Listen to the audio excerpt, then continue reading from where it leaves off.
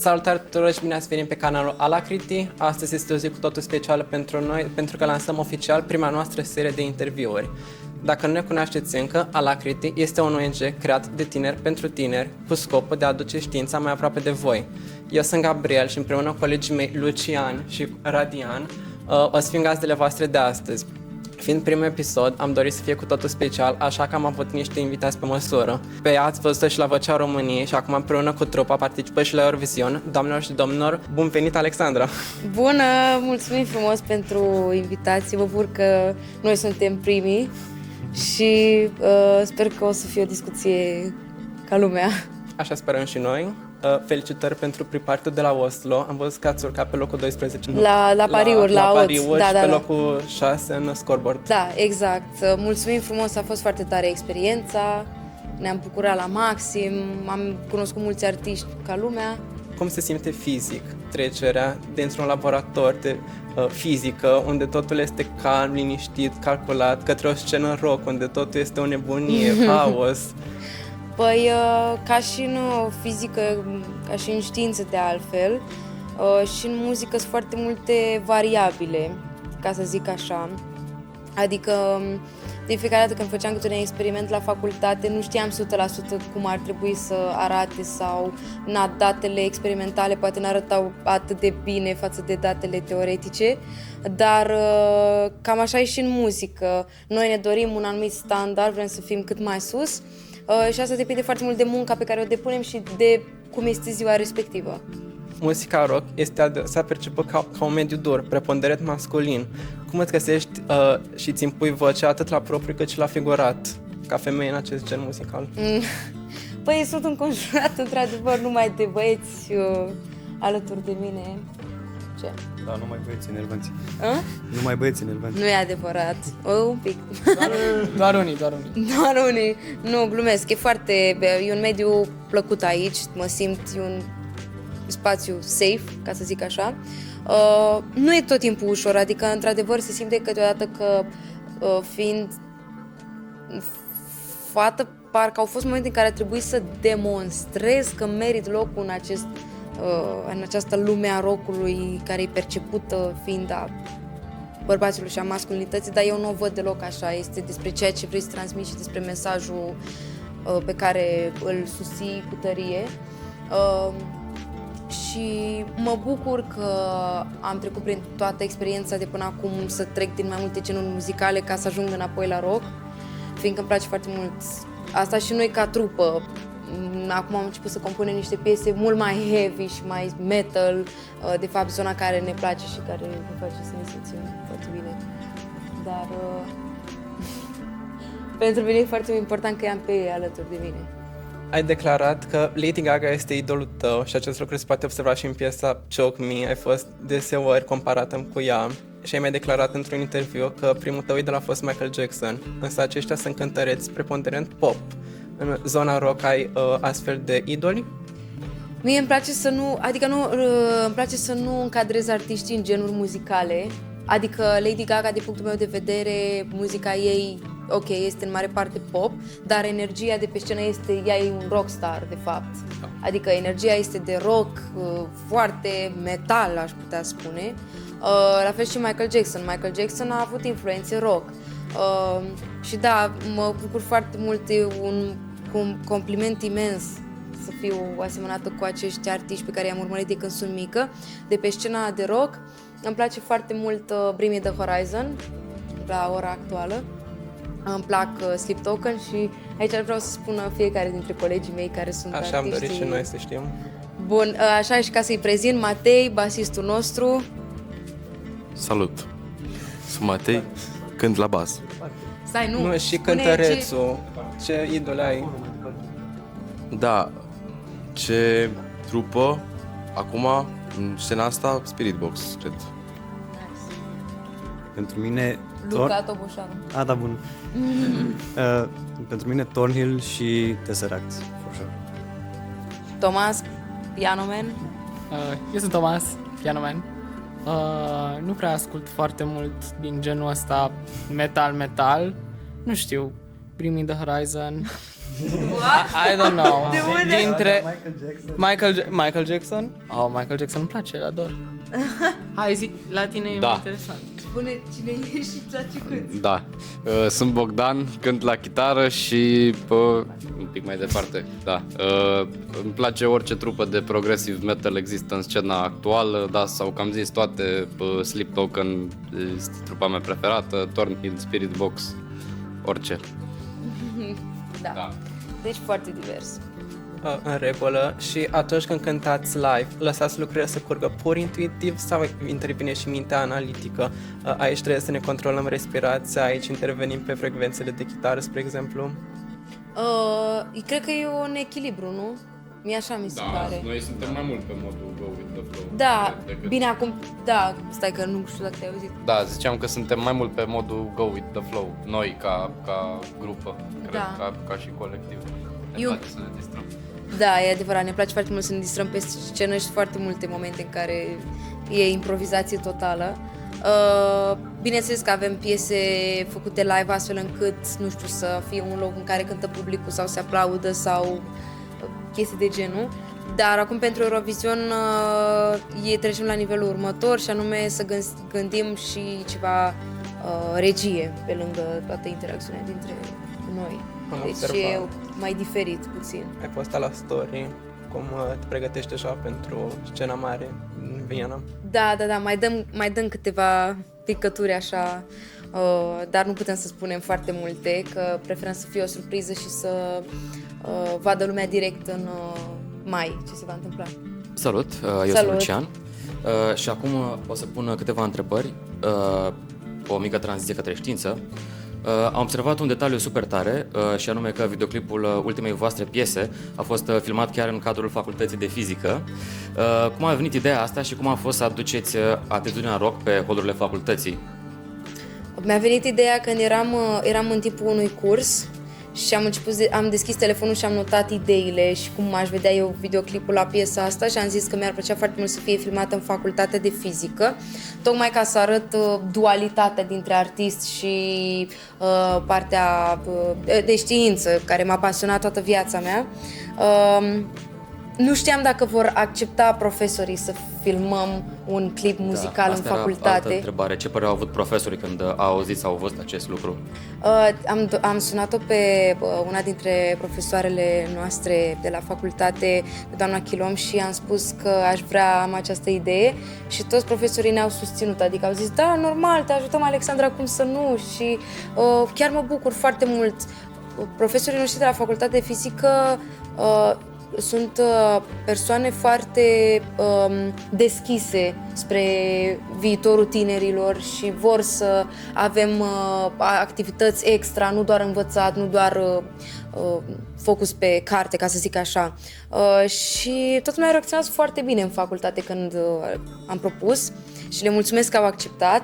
Am avut puține emoții, chiar m-am gândit așa. Dar a fost foarte interesant, fiindcă am filmat în locuri în care făceam experimente în mod normal sau eram în săli de curs și acum făceam muzică practică, adică na. Și mai e o mândrie faptul că clipul a ajuns pe canalul oficial Eurovision. Asta e foarte tare, că Facultatea de Fizică din România a ajuns pe canalul oficial Eurovision, știința a ajuns atât de departe și sper să îi facem mândri. Da. Legat de această dualitate între știință și muzică, v-ați gândit să combinați aceste două domenii sau să vă inspirați din fizică, spre exemplu, pentru unele dintre melodii sau viceversa? Da, de foarte multe ori am spus că vreau să spun anumite chestii prin termeni de fizică și să înțeleagă doar fizicienii. Mi s-ar părea foarte tare. Dacă Choke Me a fost controversat pe ea, e o piesă care ar conține termeni tehnici, cred că ar fi, mamă, ce a vrut să zic autorul, că nu înțeleg nimic, să înțeleagă doar persoanele din domeniu. Dar sunt multe cuvinte foarte tari și metafore care se pot folosi din zona asta a științei și abia aștept să experimentez și latura asta. Sunt multe lucruri în comun între fizică și muzică și anume faptul că trebuie să fii foarte pasionat în ambele. Adică Na, știți cum e la noi în România? Părinții încurajează copiii să ducă spre anumite domenii. Din ce cauză? Că ăla e mai popular, că acolo se plătește mai bine, că domeniul nu știu care, că ce faci după ce... în fizică mi se pare foarte nasol să ajungi într-o facultate de științe, să nu fii pasionat doar fiindcă te-au împins părinții, că e greu. Eu am văzut pe pielea mea cât de greu mi-a fost în ăștia 3 ani să iau examenele, să învăț, în condițiile în care eu sunt o fire curioasă.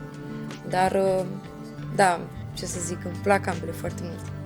Faptul că știi exact cum funcționează matematică, acustica și rezonanța te face să te implici mai mult în partea tehnică a mixajului din studio? O să râdeți, dar nu. Aici cred că sunt mai fizicieni ei decât mine. Da, îmi place să las lucrurile așa cum sunt, că mi se pare că dacă m-aș implica prea mult în partea tehnică, bine, mai spun că vreau chitara mai tare. E ce-și dorește, dar noi facem. Da, noi executăm, ea comandă, cum ar veni. Mă rog, asta e varianta dură. Da. Adică mie îmi place să în partea de muzică, cu cât știu mai puține chestii, cu atât parcă am mai multă libertate de exprimare. Dacă aș ști mai multă parte tehnică, cred că m-aș gândi prea mult dacă e corect sau nu. Prefer să nu mă intereseze dacă e corect sau nu. Să se chinuie alții. Da, așa e. Ok. În timpul liceului a participat la X Factor cu trupa Tiny Tigers. Wow. De ce ai ales să mergi la facultatea de fizică în loc de o altă alegere precum conservatorul? Da, legat de Tiny Tigers a fost prima perioadă când am luat contact cu ce înseamnă studiouri și un pic din viața asta de artist, dar n-a durat foarte mult. N-am ales să merg la facultate, spre exemplu, cum e Matei la conservator, și eu îi respect foarte mult pe ei, fiindcă vor să dezvolte și mai mult, să învețe cât mai multă teorie muzicală, că e foarte important. Dar pentru mine n-am considerat că e locul în care ar trebui să fiu eu, deoarece, așa cum am mai zis, prefer să nu știu atât de multe chestii tehnice, prefer să nu știu atât de multă teorie, tocmai din cauza faptului că dacă aș ști, probabil m-aș gândi prea mult dacă e bine sau nu. Că ei mai spun, dar nu e aceeași armonie, și eu sunt la modul, da, sună bine, ce contează? Da. Deci... Da. Cum a fost perioada studenției și în special în timpul vocii, aveai cursuri, laboratoare și apoi repetiții, cum ai reușit să menții un echilibru între toate astea? Mamă, a fost o perioadă foarte grea, eram anul 2 de facultate, semestrul 1, când aveam filmările pentru Vocea României, și țin minte că timp de cam 2 sau 3 săptămâni n-am reușit să merg la facultate și mi-a fost un pic greu, că a trebuit să recuperez. Încercam să învăț atunci când prindeam puțin timp liber, dar parcă nu puteam să mă focusez 100%, că era presiunea din cadrul competiției și așa mai departe. Dar după Voce a mai fost o lună, cam o lună de pauză înainte de sesiune, deci cam atunci m-am reglat și am ajuns la zi cu cursurile și examenele pe care le aveam. Și acum puține întrebări din fizică. Fizica este un domeniu vast. Alexandra, tu ai ales să faci licența și masteratul fix în fizică medicală. Ce te-a atras la această ramură aplicată și ce îți dorești să faci mai departe în domeniu? Mi se pare că fizica medicală este într-adevăr un domeniu de viitor, mai ales în contextul actual în care toată lumea caută tratamente pentru boli care evoluează de la săptămână la săptămână, tot felul de... Mă gândesc sunt mulți colegi ai mei care lucrează zilnic în laboratoare și se gândesc, cum facem să găsim tratamentul pentru cancer, spre exemplu. Mi-am făcut practica la Spitalul Fundeni și am văzut mulți pacienți care sufereau și mi-am dat seama că trebuie și mai multă implicare în zona asta de cercetare și de a găsi tot felul de tratamente și soluții de a vindeca oamenii. Este o parte a fizicii care are mai multe ramuri. Poți să mergi pe cercetare, poți să mergi să lucrezi direct în spital ca fizician medical, calibrare, aparatură medicală, poți să dezvolți aparatura medicală, poți să scrii diferite articole cu mai mulți fizicieni și să înveți cât mai multe chestii unii de la alții. Spre exemplu, lucrarea mea de licență, am vrut să urmăresc reacțiile creierului la diferite melodii, spre exemplu ritmate, cu versuri multe, cu versuri puține, mai zgomotoase, muzică clasică versus muzică rock și așa mai departe, și cum sunt influențați muzicienii de muzica pe care o ascultă. Și am făcut o mică statistică, vrem să continuăm studiul ca să fie cât mai coerent, ca să zic așa. Vrem să vedem dacă într-adevăr muzicienii sunt un pic distrași de muzică, că nouă ni se spune ascultă muzică ca să înveți mai bine, dar eu în timp ce învățam pentru BAC nu puteam să mă concentrez atunci când ascultam muzică și m-am întrebat mereu de ce. Și cred că argumentul e că muzicienii tot timpul se vor gândi subconștient la ce aud. Mamă, uite ce fel cântă chitara, uite ce fel sună vocea, ia, dar ce a vrut să spună autorul? Și poate că asta este o chestie, dar aș vrea să dezvolt acest studiu, mi-ar plăcea foarte mult. Super. În fizica medicală folosește știința, radiațiile, ultrasunetele, RMN-ul pentru a ajuta vindecarea corpului, iar voi, prin muzică, oferiți un fel de vindecare emoțională. Le vedeți ca pe două fețe ale aceleași monede?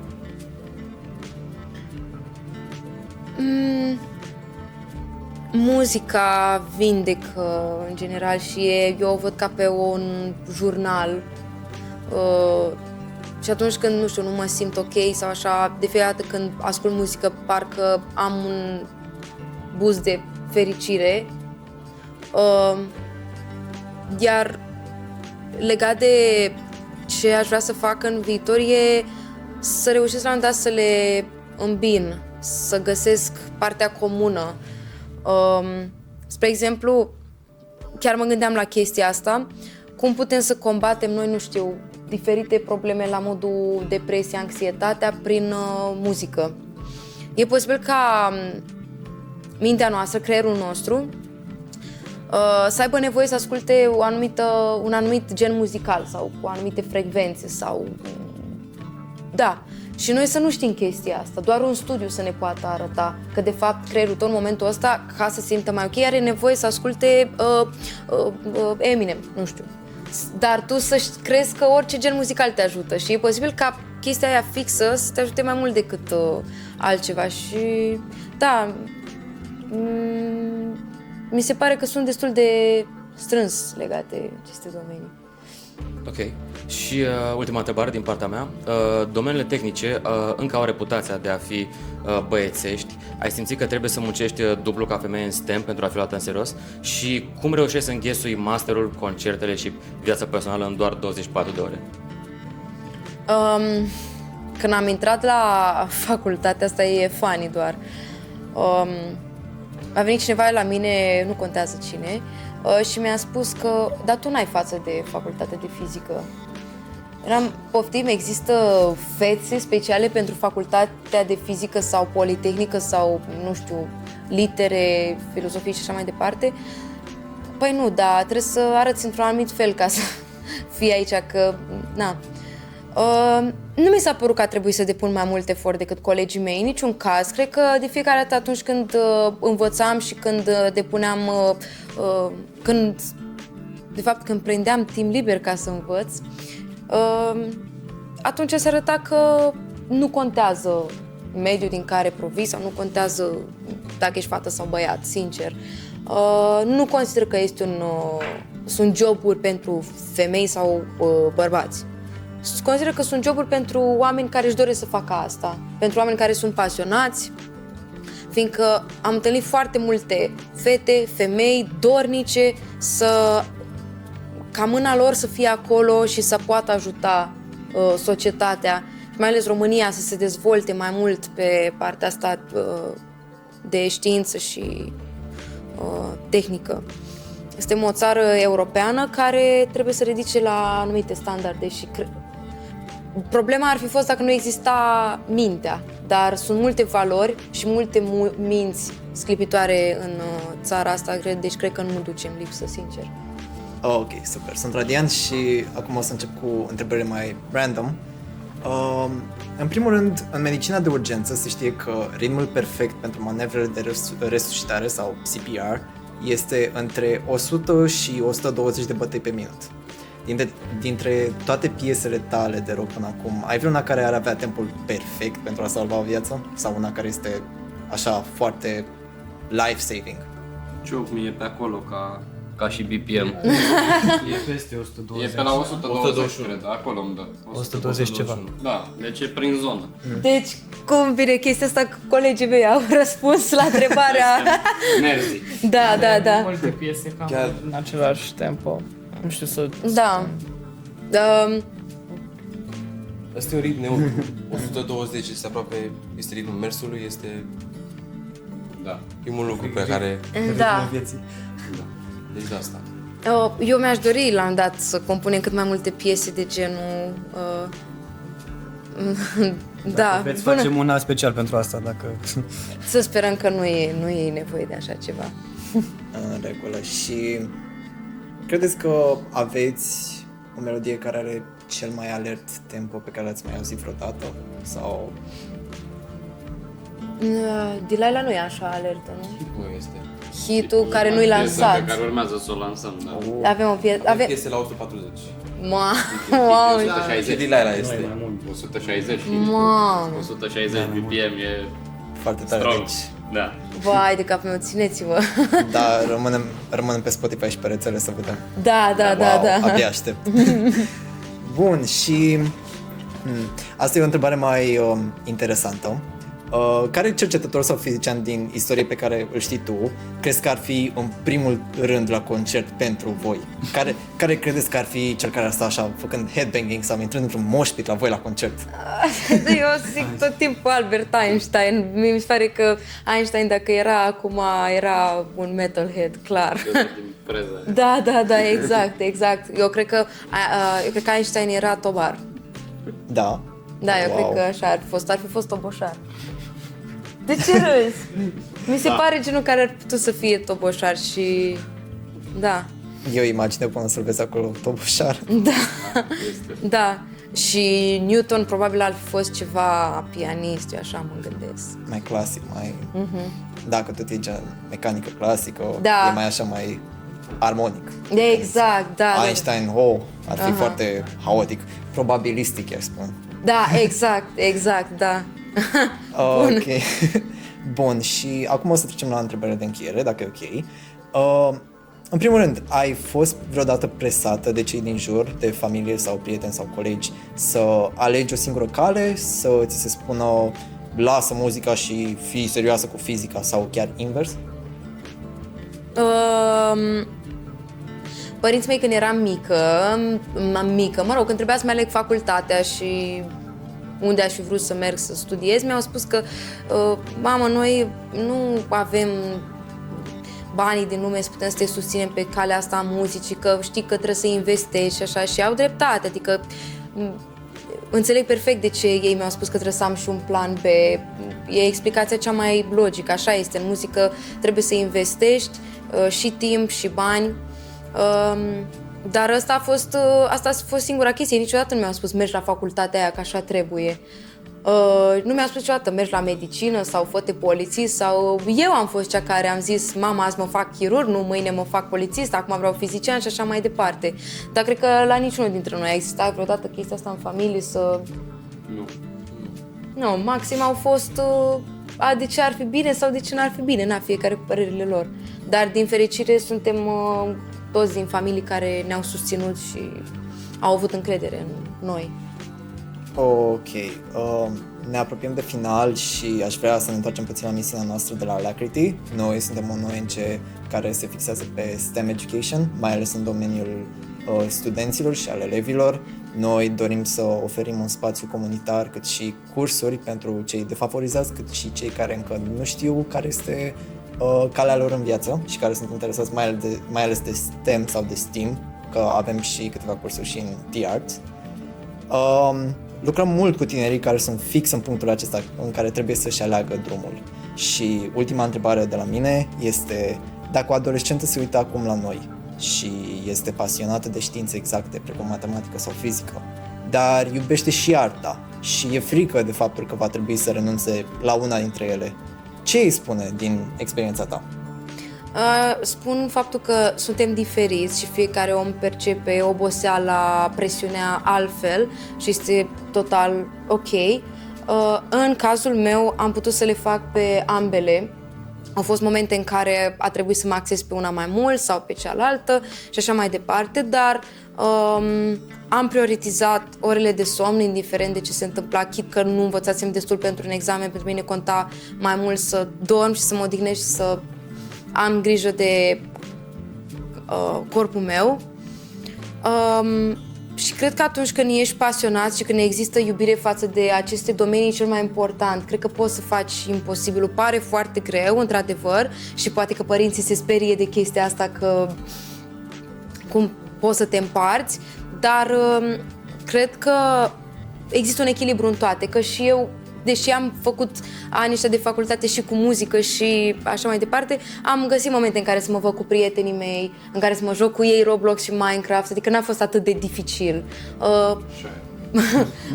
Părea doar din exterior, dar nu este chiar atât de dificil, fiindcă la finalul zilei îți dai seama că, băi, asta îmi place să fac și contează cel mai mult ce îți spune inima în astfel de decizii.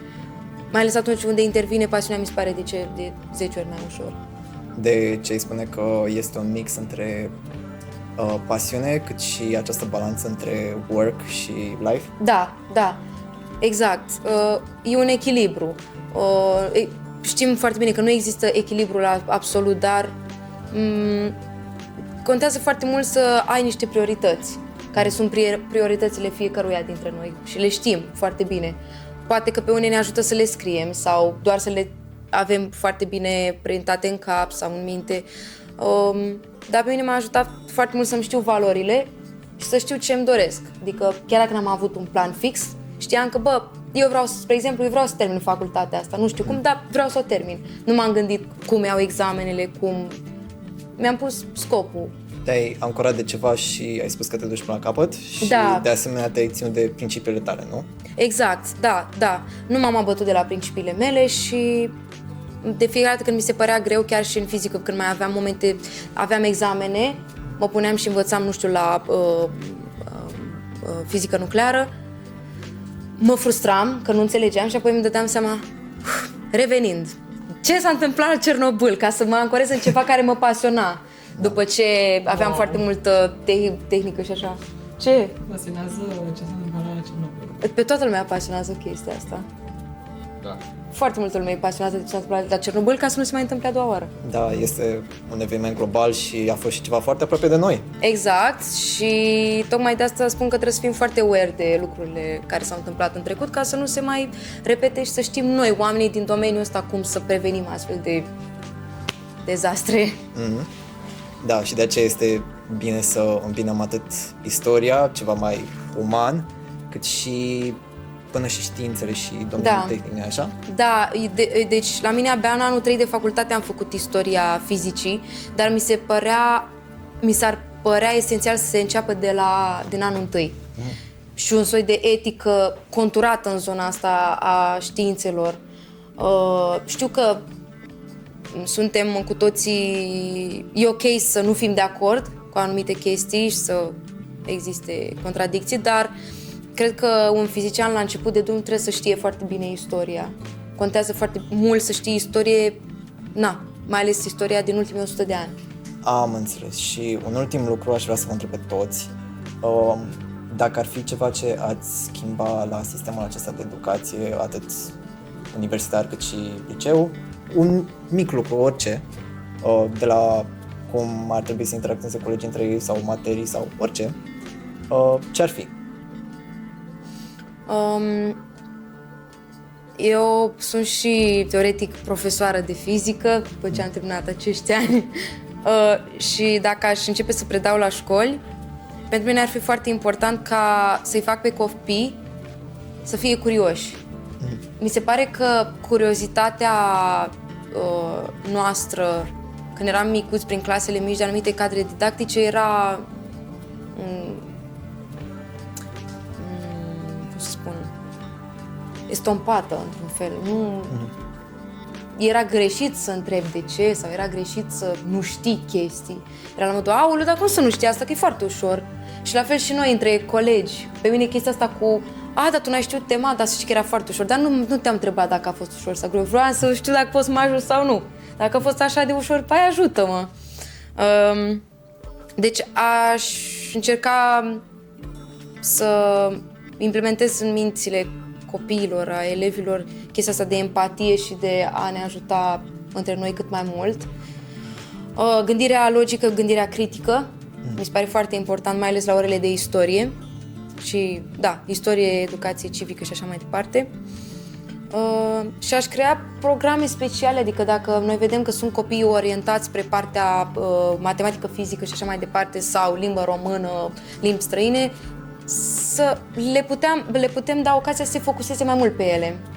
Că de asta e un pic cam o ciorbă sistemul nostru.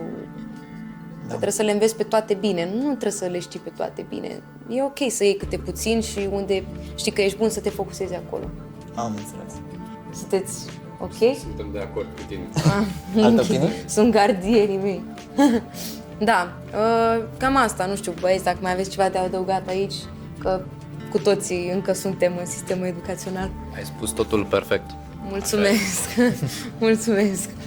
Super. Păi aceasta a fost emisiunea de astăzi, podcastul sau interviul și ne bucurăm că ați fost alături de noi, atât Și noi vă mulțumim și ne bucurăm, mulțumim pentru întrebări. Și noi ne bucurăm și ne bucurăm enorm pentru acest sprijin, pentru că foarte mulți oameni gândesc aceste două domenii, cel uman cât și cel real, drept două domenii separate, care nu se pot îmbina niciodată și voi arătați că aceasta nu este legea.